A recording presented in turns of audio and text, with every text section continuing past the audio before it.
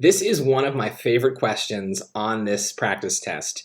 It is a great example of how if you study for the SAT, if you think about this test as an SAT and not just a regular old test of grammar and math and everything like that, this question becomes so much easier because there are strategies you can use that just make all of the difficulty disappear. So this is hard. Most people struggle on this question. In fact, most people get this wrong.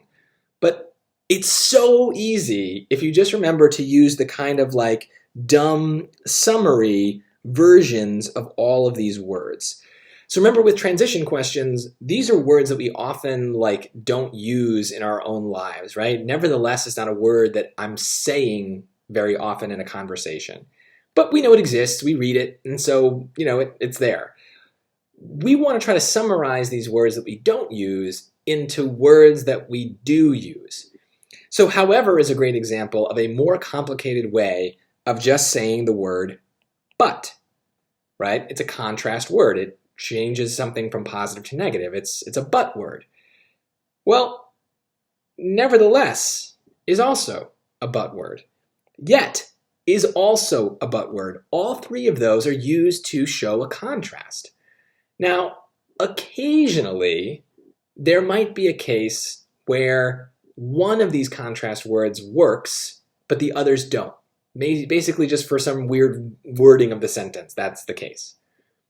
However, on the SAT, when you've got multiple transition words that have the exact same meaning, it almost always means that they're all wrong. Because think about it.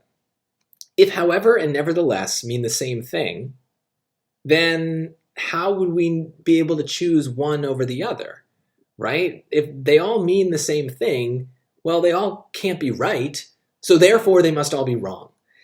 That is enough to just pick A. Now I should read it just to make sure. If there's a clear contrast here where one of these words works, then yeah, I've got to pick it. But if it sounds good with then that's fine, just pick it. I'm much more confident then in my answer choice. So let's take a look. Such efforts have yielded diminishing returns, as even the complete relaunch of DC Comics' superhero line in 2011 has failed to arrest the steep two-decade decline of comic book sales. For both commercial and arguably creative reasons then, no transition was more successful than those from the golden to silver age. Yeah, then works.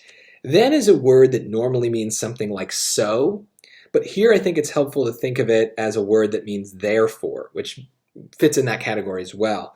What they're saying is the other ages were a failure, failed to arrest the decline. So they were a failure. Therefore, the most successful ages were the gold and silver ages. So it fits. It's a because kind of statement.